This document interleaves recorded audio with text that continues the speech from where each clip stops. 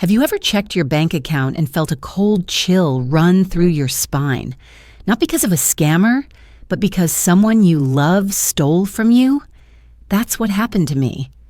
Over $90,000 disappeared from my emergency account, not to fund a stranger's shopping spree, but to pay for my sister's luxury vacation through Europe, Santorini, Mykonos, Paris. The shocking truth no one talks about is this. Sometimes the people who drain you the most share your last name. I'm Rachel, a financial analyst who tracks every cent. And even I didn't see this betrayal coming. In this video, I'll show you how I froze the account in minutes, filed the fraud report, and built a financial firewall that no one, not even family, can cross. 3 weeks ago, I smiled over brunch while my sister dreamed of Europe. Now I'm staring at $7,800 charges for Parisian suites she booked using my card. This isn't about money anymore. It's about reclaiming your boundaries. If anyone has ever assumed your silence was permission, watch this before it costs you everything. Before we dive into the story, let me learn a bit about you. If you're a charming lady, please leave the number 1 in the comments, and if you're a dashing gentleman, leave the number 2. This way, I can send you a special greeting. Now, let's start the story together. I was halfway through building my grocery list. Almond milk, frozen blueberries, Greek yogurt, and that oat-based creamer Kevin swears by, when the notification blinked across my phone. It was a warm July afternoon in Austin, and the ceiling fan above hummed in rhythmic circles. Olive, my tabby, was curled beside the window, tail flicking once every few seconds in her sleep. My iced coffee sat half-finished on the side table, the condensation soaking through the corner of a budgeting folder, labeled Q3, tracking. Payment posted $7,895.42, Maison Blanche Paris. My thumb hovered over the alert for a second too long. I blinked at it like it was a heat mirage. Paris? I tapped it open. Surely it was a scam, maybe a stolen card number or a system glitch. I'd heard of cases like that before. A friend of mine once had her card flagged for a $14,000 charge in Dubai. But I wasn't that unlucky. I was methodical, controlled. I checked every line item, reconciled accounts weekly. Heck, I even color-coded my fixed expenses. Still, I opened the bank app with a kind of practiced calm, the way you'd slowly open the oven when you're not sure if you left something inside. And there they were. And not just the penthouse in Paris, but a trail. Solaire Voyages, 3,200 Santorini Beach Resort, $5,040 Mykonos Spa Retreat, $2,850 Maison Blanche, $7,095.42, all in the span of 10 days. Each charge struck like a slap. And not because of the money, well, not just because, but because of the pattern. This wasn't random. It wasn't some desperate hacker buying electronics in a strip mall in Michigan. This was coordinated, purposeful. Someone had chosen these places like one chooses outfits for a dream vacation. I sat back on the couch, my grocery list forgotten, the chilled air suddenly feeling like it didn't belong in my lungs. I glanced over at Olive, who blinked at me lazily before stretching, the only thing in the room still calm. A message came in. Kevin. Hey, you okay? I stared at the screen. I didn't answer. I didn't even know what to say yet. Instead, I went to my folders, actual paper ones, labeled, ordered, protected in plastic sleeves like sacred texts. I pulled the one marked Emergency Access Only and flipped through the statements. That card was tied to an account I rarely touched, meant for emergencies only, family medical issues, flood repairs. It wasn't linked to any subscription, didn't even auto-draft utilities. That's why I hadn't checked it in weeks. And then, my heart sank as something clicked. A memory. 3 weeks ago, brunch with Madison. She had been sipping on a Bellini, face glowing under a wide-brimmed hat, telling me between bites of avocado toast, I think I need to just leave for a while. Europe, maybe. Greece. France. Somewhere I can just be me. I had smiled, nodded. That sounds amazing, I said, though I had half a mind on my meal prep for the week and the rising cost of eggs. She laughed. If I don't go now, I'll blink and be 40 with no stories to tell. I hadn't taken her seriously. Madison said things like that all the time, like she was always moments away from becoming someone new. But now, staring at the names of hotels I could never afford and the agency that had orchestrated them all, Solaire Voyages, it all clicked. I typed their name into Google. Boutique travel planning for discerning clients. Their office was in downtown Austin, just off 6th Street, 10 minutes from my condo.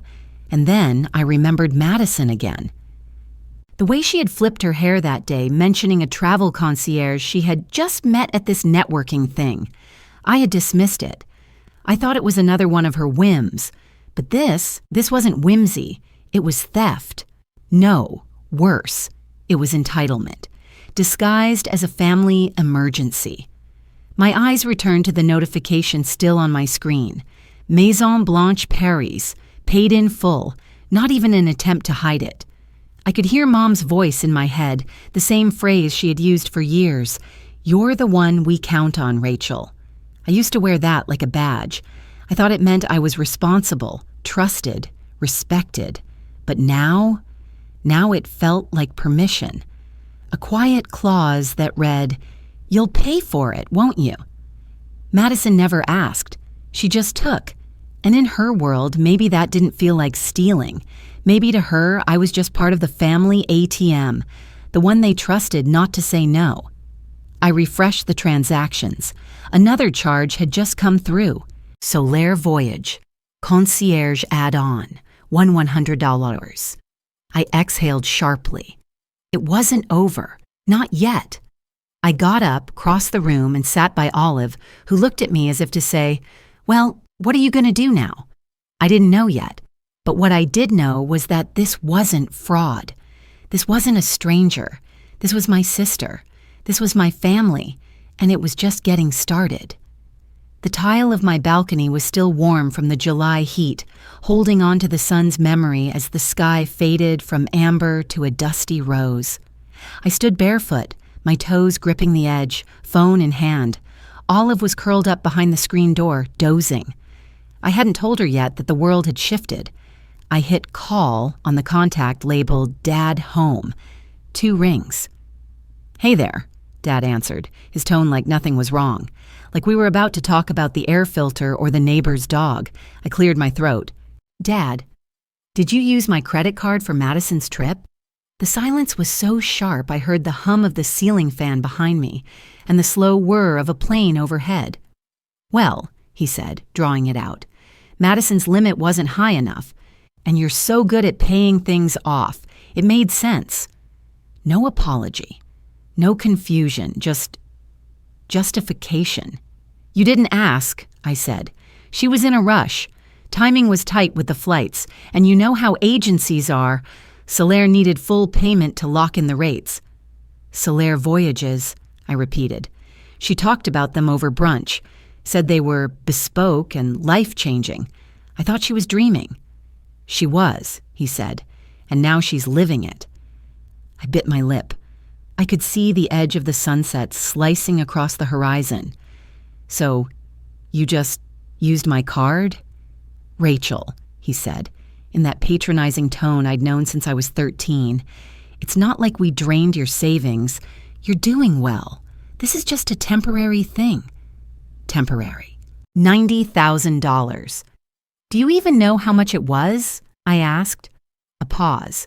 Then, "Your mom handled most of it." I felt the shift in my chest before I even heard her voice click in on the line.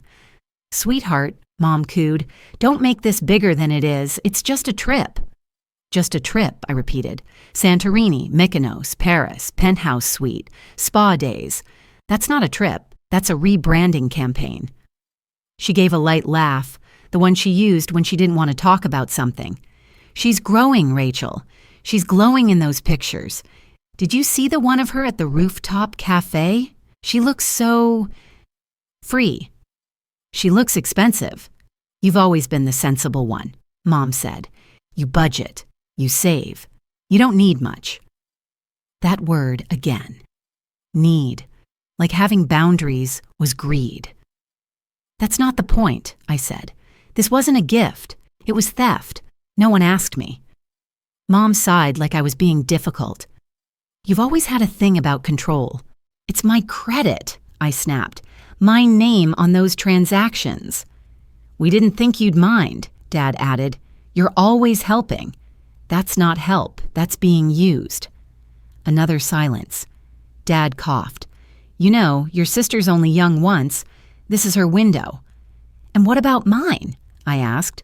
"What about all the windows I locked myself behind while paying off student loans and fixing your car and covering that month when your mortgage ran over?" "Oh, come on," Mom said, sharper now. "Don't start listing things that's so petty." I felt something in me harden, like ice taking shape. "You taught me to be responsible," I said, voice low. "You said don't spend what you can't pay back. You said track every cent." "And you did," Dad said. "You're doing great. So why are you acting like this is a disaster?" "Because it is," I said. "Because it's not just the money, it's the assumption. It's the pattern."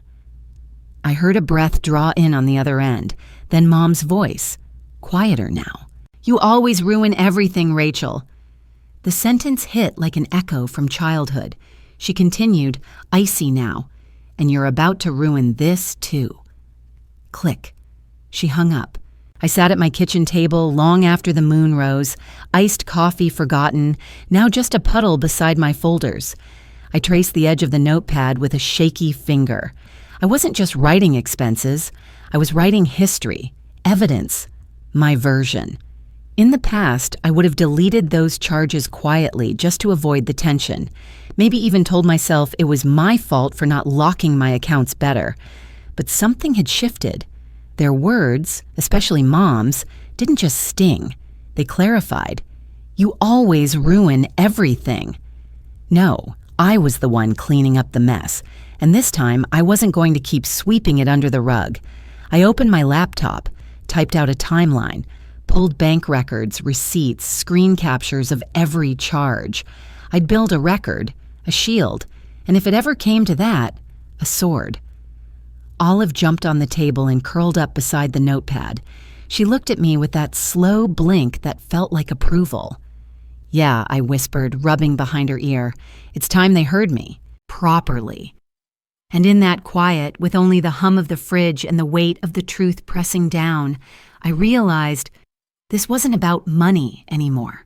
It was about memory, boundaries, and finally learning the difference between being generous and being used.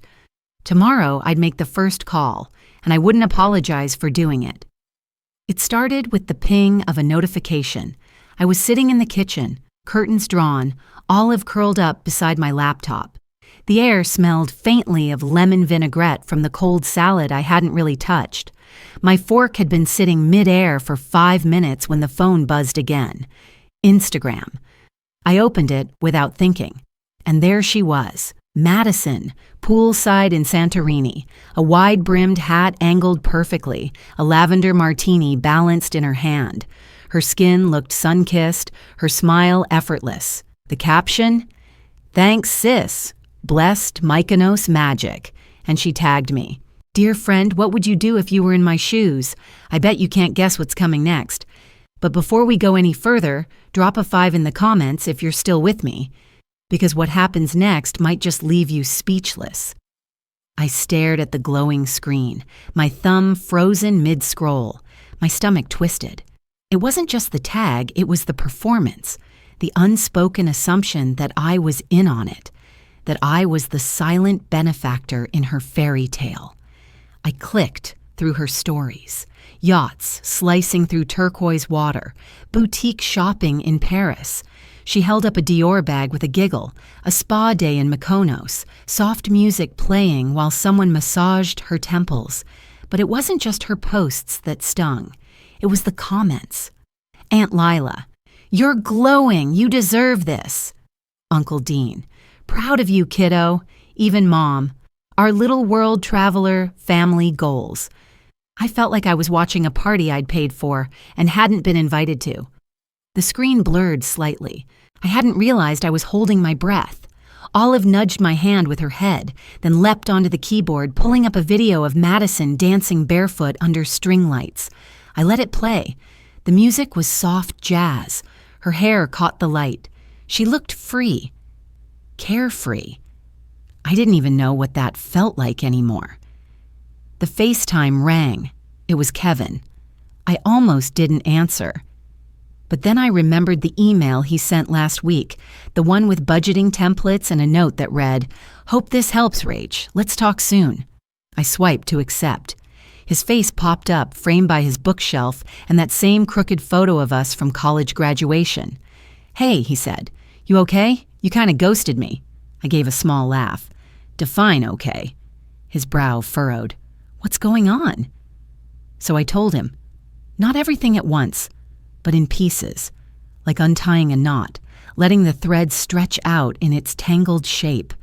I told him about the charges, the call with Dad, the way Mom twisted the knife with a compliment. I even told him about Madison's tag. Kevin didn't interrupt. He just listened. When I finally stopped talking, he leaned back. "Rachel," he said slowly, "you know what this is, right?" I didn't answer.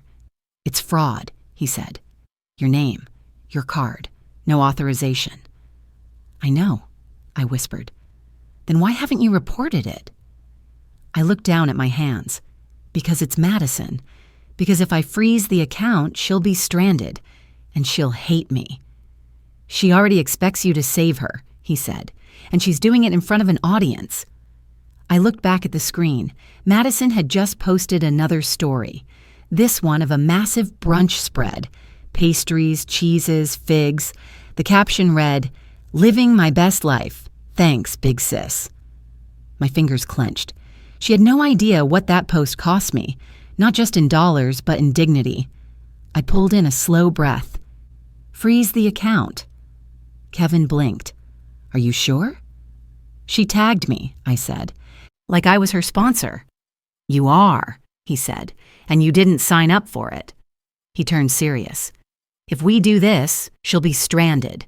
No return flight, no hotel." I stared at her grinning face on the screen. My voice was steady when I replied, "Good."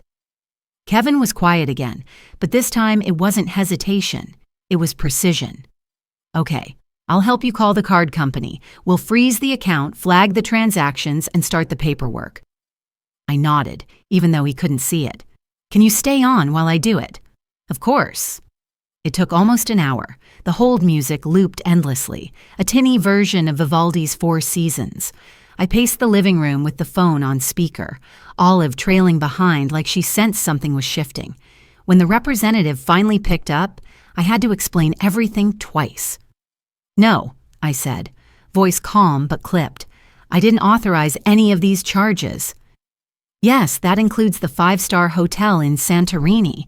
As I read off the list of transactions, I noticed something else, a small charge, hidden between the $1,000 ones. La Pâtisserie Montrose, 3412. That was the bakery we went to every Sunday as kids. Madison must have gone there. She ordered something with my card, and she didn't even think I'd notice. It felt personal in a different way, like she was rewriting our history, one croissant at a time. When the call ended, I leaned against the wall and let out a long breath. Kevin's voice came through the speaker, steady and low. "You did the right thing." I didn't feel brave. I felt hollow. But then a new notification appeared. Madison, again. This time, it was a video. She was twirling under Eiffel Tower lights, throwing her head back in laughter. The caption read, "People think freedom is earned. I say it's gifted. Merci, big sis." I watched it 3 times, not because I couldn't believe it, but because I could. I put my phone down, walked to the kitchen, and poured the last of the iced coffee I'd been ignoring all night. It was bitter and warm. I drank it anyway. My voice was soft when I spoke to Kevin again. "She thinks this is normal." He didn't answer right away. Then, "It is. For people who've never been told no." Outside, the streetlights flickered on, casting long shadows across my floor. Olive jumped into the windowsill and stared into the night, tail twitching. I followed her gaze for a moment. Then I picked up the phone, opened my email, and started typing the subject line. Formal dispute of unauthorized charges. I hesitated, then added, "To whom it may concern, I believe my identity has been misused by a family member." Kevin's voice cut through gently. "Rach, I'm here. You're not alone in this." I blinked back something I didn't want to name. "I know." And for the first time in days, I actually meant it. I had just finished making toast, 2 slices, whole grain, barely browned, when the screen of my phone lit up again. Olive batted at my sock as I sat down, her little way of asking for the corner piece. I broke off a bit and set it beside her on the kitchen floor. That's when Madison's face filled the screen. Her video call came through with no warning. Her hair was a mess, her voice already cracking when I picked up. "Rachel, what did you do?" she demanded, breathless. Behind her, I caught a glimpse of marble floors and gold trim, some fancy Parisian hotel lobby. "I can't check out. My card's declined. Everything's frozen." I didn't answer right away. I just stared at her. It was barely 8 a.m. in Austin, but across the Atlantic it was already chaos. Kevin had warned me it might take a day for the freeze to kick in. Guess he overestimated. All it took was one penthouse checkout in Paris to flip the switch. "Are you seriously not going to say anything?" Madison snapped. I sipped my coffee slowly. "You never asked, Madison." Her nostrils flared. "You're bitter. You've always been bitter. That's why you live alone with a cat and a spreadsheet." "That card was mine," I said evenly. "It's not jealousy to protect what's mine." She glanced off screen, whispering something to someone, then turned back. "Do you have any idea how embarrassing this is? I'm stranded. In Paris." I almost smiled. "Didn't you say you were going to Europe to find yourself? Maybe this is a good place to start." Her face twisted in disbelief. "Unbelievable. You're seriously doing this to me right now? After everything Mom and Dad have done for you?" I raised an eyebrow. "What exactly have they done, besides steal?" Madison hung up. I let the silence settle again. Olive had moved to curl beside the fridge, her head resting on her paws like none of this mattered. I stared at my toast. It had gone cold. Still, I took a bite. 2 minutes later, the phone rang again. Not Madison. This time, it was a joint call from home. I knew what that meant. I answered without a word. Dad's voice came through first. "You froze the account?" he asked, low and incredulous. "I filed a fraud report," I said. "There's an investigation underway." Mom's voice cut in, sharper than usual. "Rachel, you're blowing this out of proportion. You've embarrassed your sister. You've embarrassed us." "You mean I stopped you from continuing a lie?" I replied. "You don't understand," Dad said. "It was temporary. We were going to pay it back." I swallowed hard. "With what? Retirement savings? Another one of Madison's hashtags?" There was silence on the other end. I could hear Dad exhale through his nose, the way he always did when he wanted to stay in control. Mom tried again. "You've always had more than she has, Rachel. You have a good job. You don't even spend much. We thought—" "No, you didn't think. You assumed," I cut in. "You saw my silence as permission." "Sweetheart, we just didn't want a scene," Mom said. "Then you shouldn't have taken my money," I said. That's when Dad dropped his voice even lower, that tone that used to mean the conversation was over. "You know you've gone too far, Rachel." I stood from my chair. My reflection in the window stared back at me. Tired, yes, but clear. "No, Dad," I said. "You did, when you decided my money was yours." The line went quiet, not even a breath on the other end. Then came the click. I lowered the phone. The screen faded to black. The toast on my plate remained untouched, but I didn't feel small anymore. I felt clean. Olive purred softly at my feet. I didn't expect another call that morning, but they couldn't help themselves. At 10:13 a.m., the house phone rang again. This time, it was just Mom. Her voice had dropped to that syrupy sweet tone she saved for charity luncheons and PTA meetings. "Rachel," she said slowly, "this isn't who you are." I didn't respond. I was staring out the window at the neighbor's hibiscus plant, its petals already wilting in the July heat. "You've always been the calm one," she continued, "the one we could rely on. Don't let one mistake turn you cold." "One mistake?" I asked. "Over $90,000 is not a lapse in judgment, Mom. It's theft." A pause. She softened further.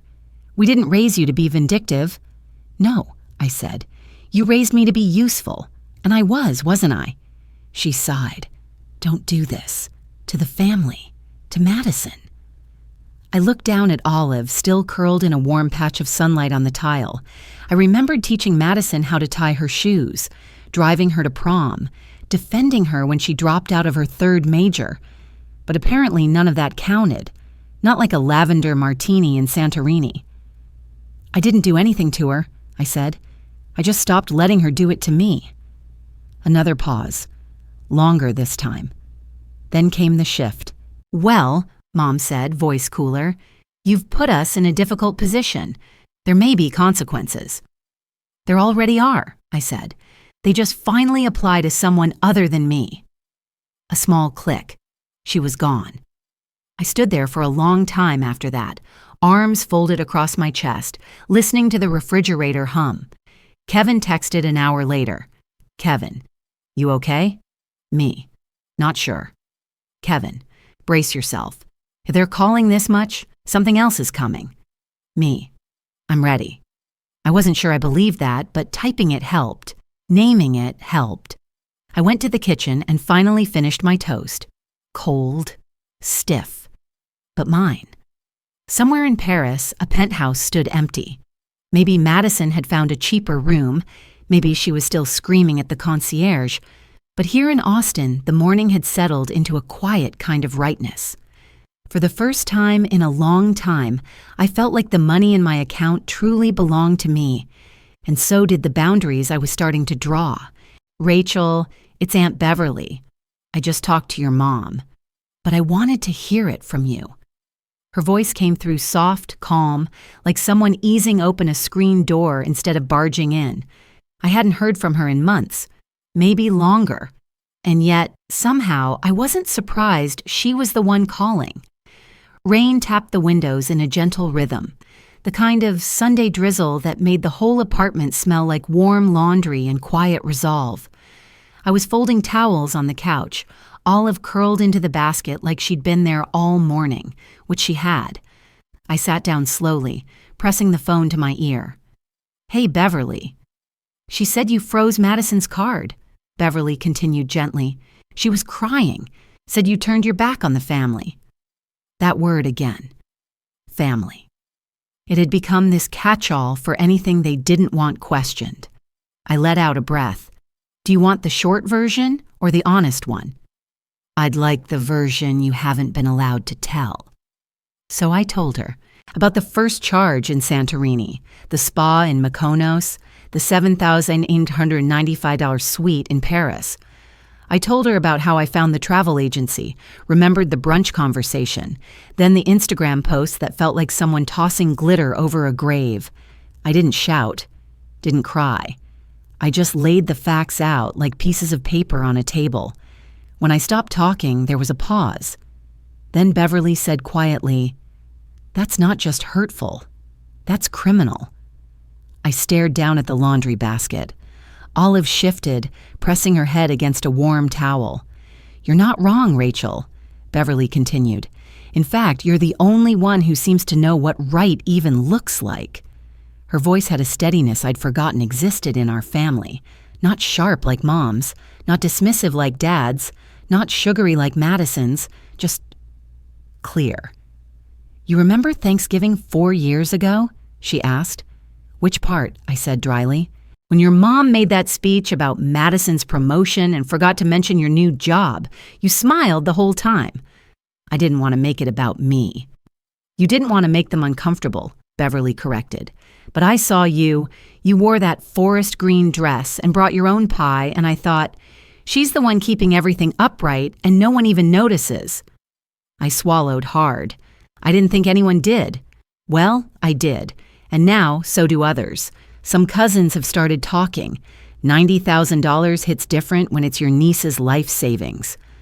I leaned back, the rain still brushing against the window like fingertips. I thought I was going crazy. "You're not crazy," Beverly said. "You're just finally saying no." The words hit like a warm blanket and a truth I hadn't let myself feel.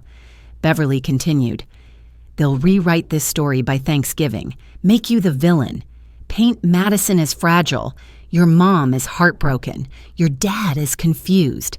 But I won't play along, I'll speak plainly." A tiny laugh escaped me. "You? At the dinner table?" "Oh yes, even if I have to interrupt the cranberry sauce to do it."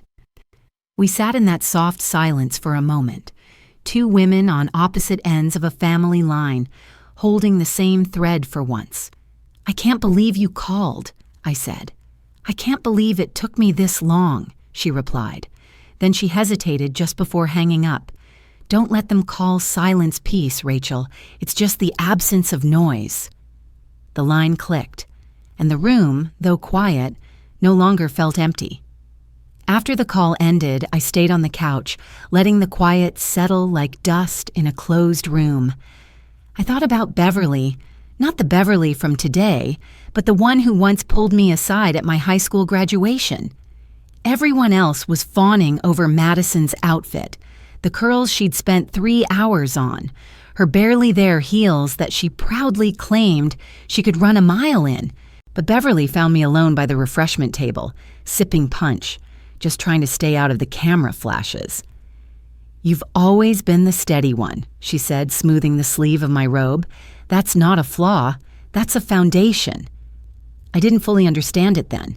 But now, years later, with my world cracking and reshaping around me, I finally did.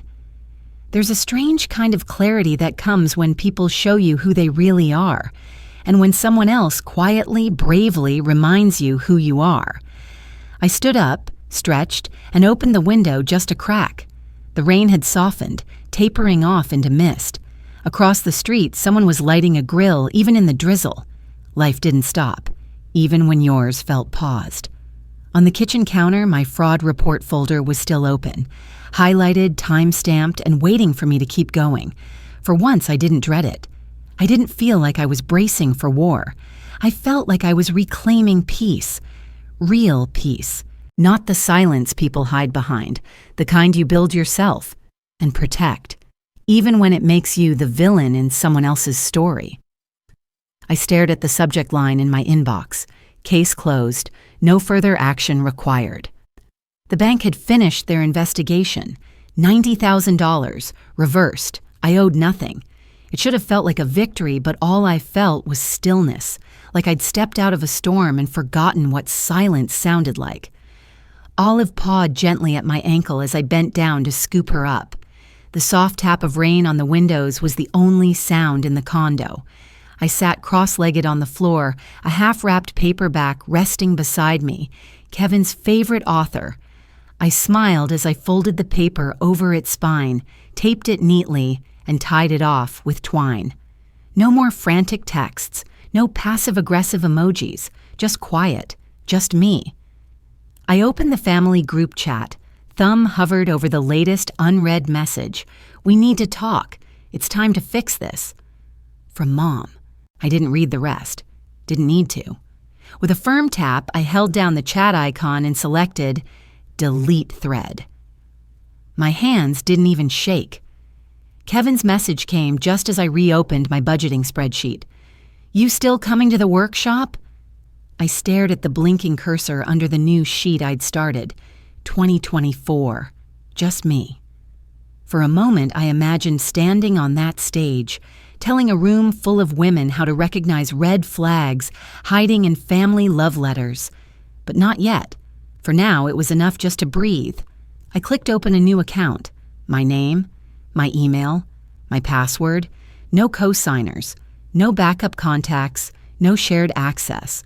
Freedom isn't always loud. Sometimes it's a checkbox that says, "This account is yours alone," and that's enough. I stepped out onto the balcony, the cool November air brushing my cheeks. The wind didn't roar. It hummed.